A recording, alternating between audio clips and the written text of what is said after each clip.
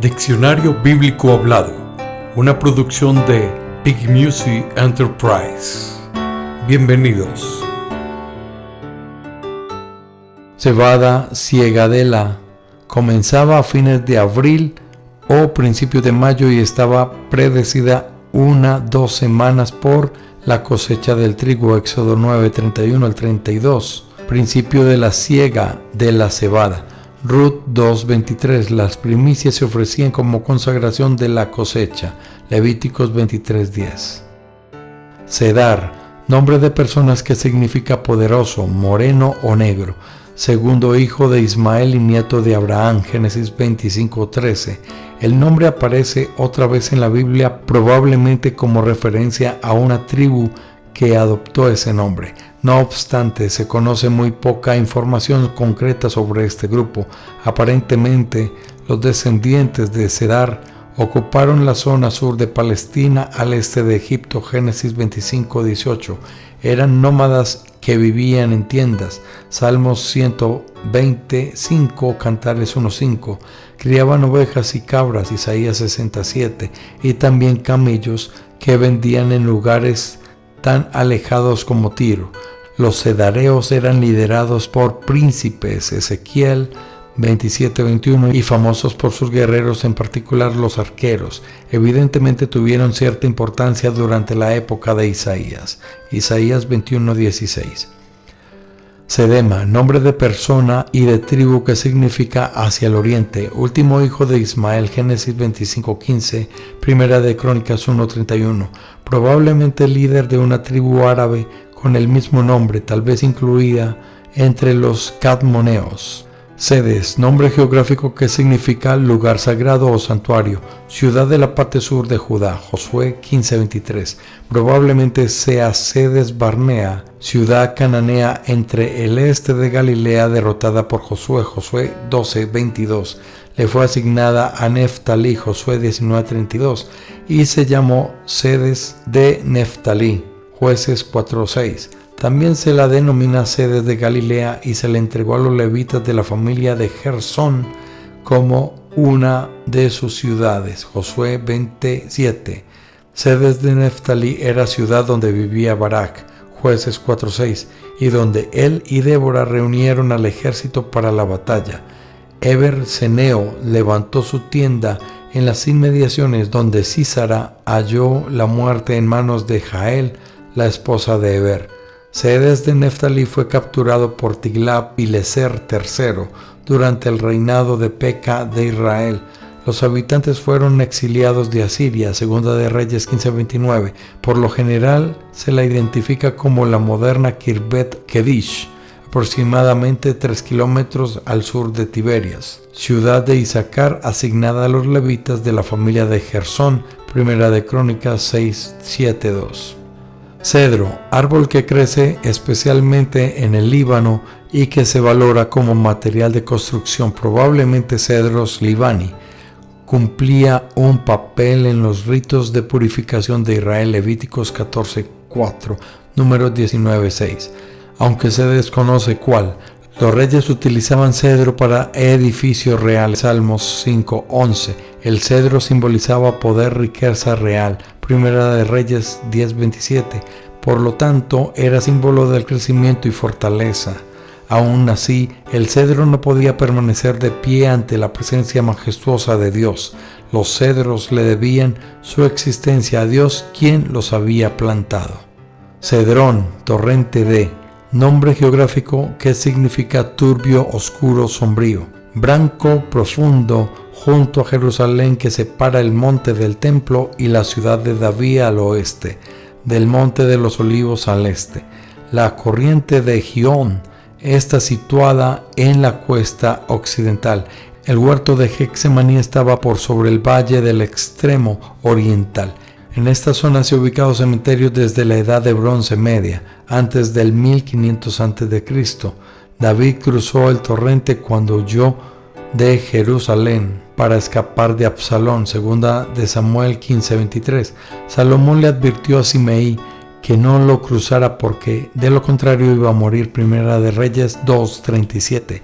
En este lugar ciertos reyes de Judá destruyeron ídolos y otros objetos paganos que fueron sacados del templo. Primera de Reyes 15:13. Después de la última cena, Jesús atravesó el torrente de Cedrón al dirigirse hacia el monte de los Olivos. Juan 18:1. Cedrón, valle de, nombre geográfico que alguna ocasión se usa para aludir al torrente de Cedrón. Segunda de Reyes 23:6. Seelata, nombre geográfico que significa asamblea, campamento de los israelitas en el desierto durante el peregrinaje. Números 33, 22, 23. Ceguera. La ceguera física era muy común durante el periodo bíblico. El sufrimiento del ciego se hacía peor ante la creencia general de que la aflicción se debía al pecado. Juan 9, 1 al 3. Debido a su severa discapacidad, los ciegos tenían poca oportunidad de ganarse en la vida. Un hombre ciego no podía siquiera ser elegido sacerdote. Levíticos 21:18. Los ciegos frecuentemente se convertían en mendigos. Marcos 10:46. Dios reconoció la posibilidad de que un ciego fuera maltratado y lo prohibió. La ley prohibía dar instrucciones falsas, Deuteronomio 27:18, o hacer algo que provocara que un ciego tropezara, Levíticos 19:14. La causa física. En la antigüedad había muchas causas para la ceguera. Uno podía nacer ciego, Juan 9:1, debido a algunos defectos congénitos o como resultado de una infección previa al nacimiento. No obstante, la ceguera generalmente comenzaba más tarde. Las causas más comunes eran las infecciones. El tracoma, una infección ocular dolorosa, es causa común de ceguera en la actualidad y es probable que lo fuera en tiempos antiguos. La lepra también puede provocar ceguera. La visión se les puede afectar gravemente a personas de edad avanzada. Génesis 27:1. Algunos desarrollan cataratas, otros experimentan una atrofia gradual de ciertas partes del ojo. Ceguera espiritual. La Biblia habla de la ceguera espiritual como el gran problema de los seres humanos. Se suponía que el pueblo de Israel era siervo de Dios, Isaías 42:19, pero no podía ver el papel que Dios quería que desempeñara. Había sido llamado para actuar como guardia a fin de proteger la nación, pero en su lugar explotaban y se aprovechaban de la gente. Isaías 56:10. Cuando los fariseos adquirieron el liderazgo, se convirtieron en líderes ciegos de los ciegos. Mateo 15:14. Jesús vino para revertir la situación y dejar en claro quiénes tenían visión espiritual y quiénes estaban espiritualmente ciegos. Juan 9:39 al 41. Pedro dio una lista de las cualidades que se debe poseer en una persona para tener visión espiritual, sin las cuales está ciego. Segunda de Pedro 5:9. Celibato. Abstención del voto del matrimonio. Es probable que en el Nuevo Testamento se haga alusión en 2 ocasiones a la abstención del matrimonio. Jesús dijo que algunos se habían hecho eunucos para beneficio del reino y que los que eran capaces de asumirlo así lo hicieran. Mateo 19:12. Tradicionalmente se ha interpretado que esta declaración es una referencia al celibato. Pablo aconsejó a los solteros que permanecieran en ese estado. Primera de Corintios 7:8. No obstante, tanto Jesús, Marcos 10:2 al 12, como Pablo, 1 Corintios 7:9, afirmaban las bondades del estado matrimonial. Un solo pasaje del Nuevo Testamento llega al punto de caracterizar como demoníaca la prohibición del matrimonio. Primera de Timoteo 4:1 al 3. Celo, imagen de, término para referirse a un ídolo en Ezequiel 8:3-5. El significado puede ser el que el ídolo evoca los celos de Dios o que el ídolo se identifica con Acera, la diosa del amor pasional. Segunda de Reyes 21:7, Segunda de Crónicas 33:7. Celos. En la escritura la palabra se emplea en 3 sentidos. 1. Como intolerancia hacia la rivalidad o infidelidad. 2. Como actitud que sospecha rivalidad o infidelidad. Y 3. Como hostilidad o envidia para los con una rivalidad o para con quien alguien que se supone goza de ventajas una sensación de envidia. Dios es celoso para con su pueblo Israel en el sentido primero, es decir, Dios no tolera dioses rivales. Éxodo 25. Una manifestación de que Dios es celoso de su pueblo es como los protege de los enemigos, de modo que los celos de Dios incluyen vengar a Israel. Ezequiel 36:6. A Finehés se lo describe como celoso con los celos de Dios. Números 25:11. Traduce celo por su Dios. A Elías también se lo caracteriza diciendo que era celoso para con las cosas de Dios. Primera de Reyes 19:10. Pablo habla de su celo divino también por los cristianos de Corinto. Segunda de Corintios 11:2. Celos, prueba por medio de la cual se determina culpabilidad o inocencia de una esposa sospechada de adulterio que no fuera descubierta en el acto mismo. Números 5:11 al 31. La prueba constaba de dos partes: una ofrenda memorial de cereal, un recordatorio de iniquidad, y el agua de amargura que trae maldición.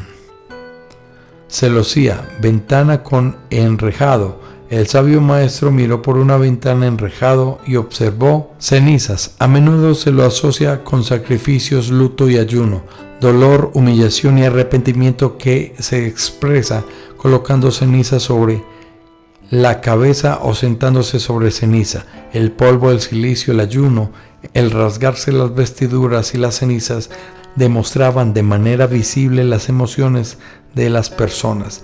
Las cenizas que quedaban de un sacrificio a veces se guardaban y se utilizaban para el rito de la purificación. También simbolizan los resultados de la destrucción divina. El uso de ceniza para expresar dolor y arrepentimiento continuo durante el periodo neotestamentario. Su uso en los ritos de purificación contrasta con la limpieza que produce la sangre de Cristo. También representan el efecto devastador de la ira de Dios sobre Sodoma y Gomorra. Segunda de Pedro 2:6. Censo, conteo de la población con propósito impositivo o para la determinación del potencial humano para la guerra. Moisés efectuó un censo de Israel en el monte de Sinaí y estableció un impuesto por medio ciclo a cada hombre mayor de 20 años para mantenimiento del tabernáculo. Éxodo 33 y el 16. Otro censo contó la disponibilidad de poder humano de Israel para la guerra.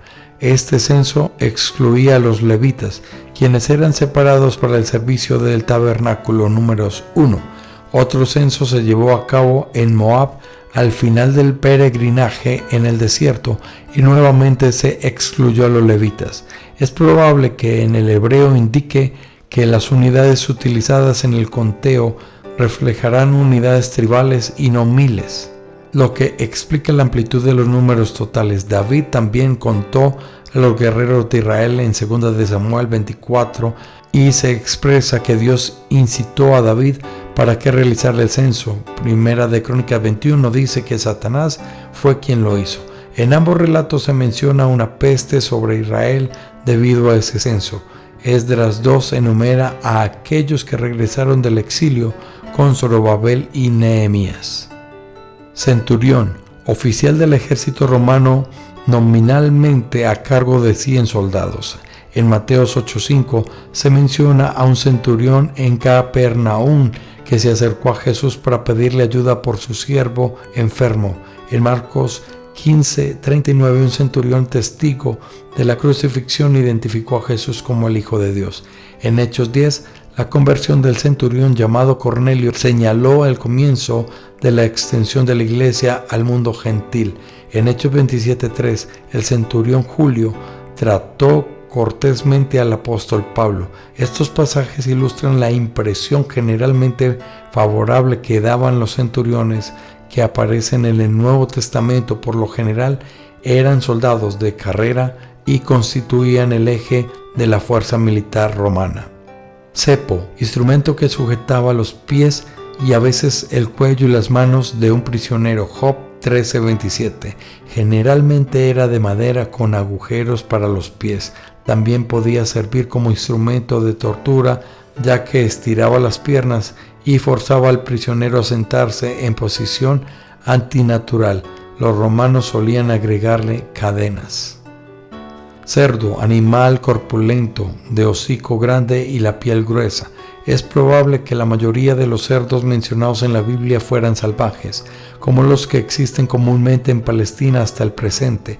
Si bien los paganos cananeos tenían manadas de cerdos, la ley mosaica clasificaba a este animal como impuro y por ende prohibía comer su carne. Levíticos 11:7, Deuteronomios 14:8. Isaías condenó la ingestión de cerdo, perros y ratones. Los cuidadores de cerdo tenían prohibida la entrada al templo. Este animal, que en la antigüedad era carroñero, se convirtió en el símbolo de vileza y paganismo. Se lo usaba como metáfora para hablar de inmundicia. Proverbios 11:22. Interesante que Jesir, un nombre propio judío, sea la misma palabra que traduce cerdo. Primera de Crónicas 24:15.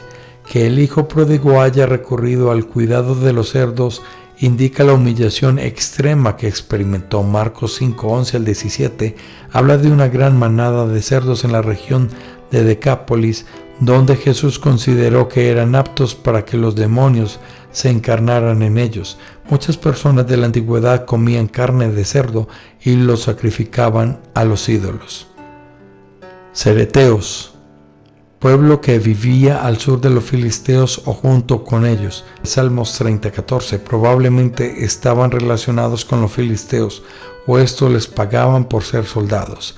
Su tierra original tal vez haya sido Creta. David utilizó a algunos de estos soldados como guardia personal. Segunda de Samuel 8:18. Ezequiel pronunció juicio contra ellos. Ezequiel 25:16, al igual que lo hizo Sofonías. Sofonías 2:5.